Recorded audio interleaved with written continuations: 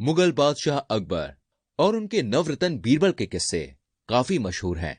आइए सुनते हैं उनका एक नया किस्सा। अकबर और बीरबल की पहली मुलाकात। गर्मी का मौसम था। एक दिन बादशाह अकबर अपने कुछ दोस्तों को शिकार पर ले गए। दुर्भाग्य से उन्हें कोई शिकार नहीं मिला और तेज धूप में लंबे समय तक घूमने के बाद वो बहुत थक गए।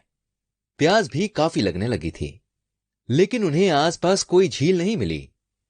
बादशाह ने अपने साथियों से कहा, आओ हम सबसे पास के गांव में चलते हैं। मुझे यकीन है कि वहां हमें झील जरूर मिलेगी। तब सभी गांव की ओर चल पड़े। रास्ते में उन्हें एक छोटा बच्चा मिला जो सूखी लकड़ियों का गट्ठा लिए जा रहा था। बादशाह उसके पास गए और पूछा, क्या आसपास हमें पानी मिलेगा? उस लड़के ने उत्सुकता के साथ कहा, हाँ हाँ, मेरे घर के पास एक झील है। आइए, मैं आपको वहां लेकर चलता हूँ। यह सुनकर बादशाह अकबर ने राहत की सांस ली। बादशाह के साथ आए हुए लोगों में से एक ने कहा, आओ, मेरे घोड़े पर चढ़ जाओ ताकि हम जल्दी से वहां पहुंच सकें। लड़के ने वैसा ही किया और वो घोड़े पर चढ़ गया और वो सभी उस झील की तरफ जाने लगे। रास्ते में बादशाह ने उससे पूछा, तुम्हारा नाम क्या है? उस लड़के ने जवाब देने के बजाय वही प्रश्न दोहराया, आपका नाम क्या है?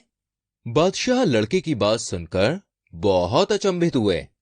आज तक किसी की हिम्मत नहीं हुई थी उनसे ऐसे बात करने की। गुस्से में आकर उन्होंने पूछा, तुम जानते हो मैं कौन हूं? इस पर उस बच्चे ने बादशाह से पूछा, क्या आप इस गांव के विद्वान ब्राह्मण को जानते हैं? बादशाह ने जवाब दिया, नहीं। बड़े ही इत्मीनान से फिर बच्चे ने कहा, आपके प्रश्न का भी मेरे पास वही जवाब है। कुछ देर के बाद सभी झील के पास पहुंच गए। छोटा लड़का जल्दी से घोड़े से नीचे कूद गया। उसने सभी को पीने के लिए पानी दिया। जब वो बादशाह के पास पानी देने पहुंचा, तब उन्होंने उसे अपनी अंगूठी दी और कहा, यह अंगूठी ले लो। इसकी जांच करने से तुम्हें पता चल जाएगा कि मैं कौन हूं। लड़के ने जब अंगूठी में शाही चिन्ह देखा तो अचंभित रह गया। बादशाह ने उससे कहा, जब तुम बड़े हो जाओगे तब हमारे दरबार में दिल्ली चले आना, मैं तुमसे वहीं मिलूंगा। ये कहकर अकबर अपने दल के साथ रवाना हो गए।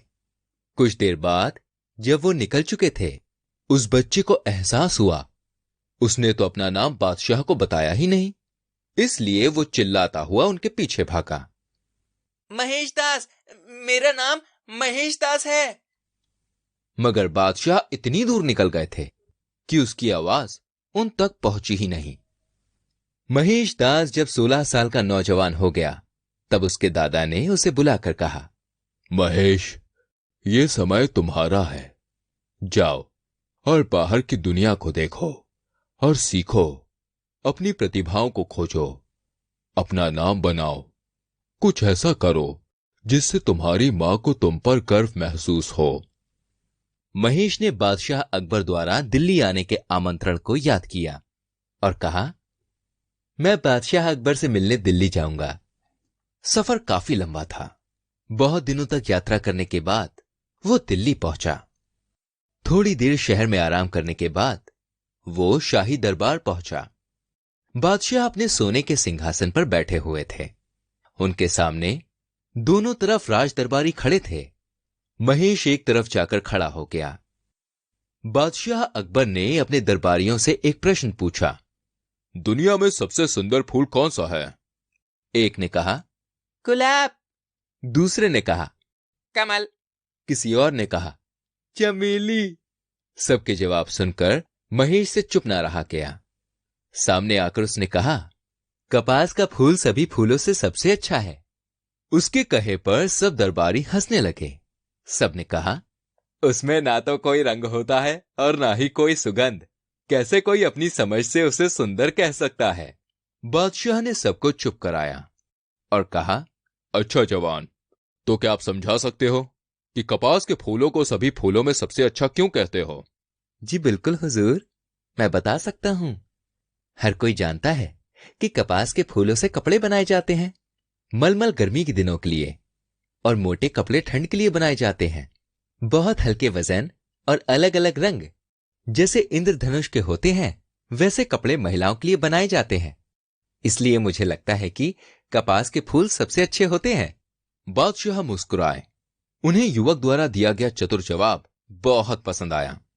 उन्होंने पूछताछ की, आपका नाम क्या है और आप कहां से आए हैं? उसने कहा, मेरा नाम महेश दास है। मैं झील के पास के गांव से हूं, जहां आप एक बार आए थे। बादशाह को तुरंत सारा किस्सा याद आ गया। हाँ, अब याद आया। हमें खुशी है कि तुम यहां आए। आज से तुम हमारे दरबार में काम करोगे। और उसके बाद महेश दास अकबर के दरबार में राज दरबारी बन गए और अपनी हाजिर जवाबी, बुद्धिमानी और बहादुरी के कारण उन्होंने बहुत नाम कमाया।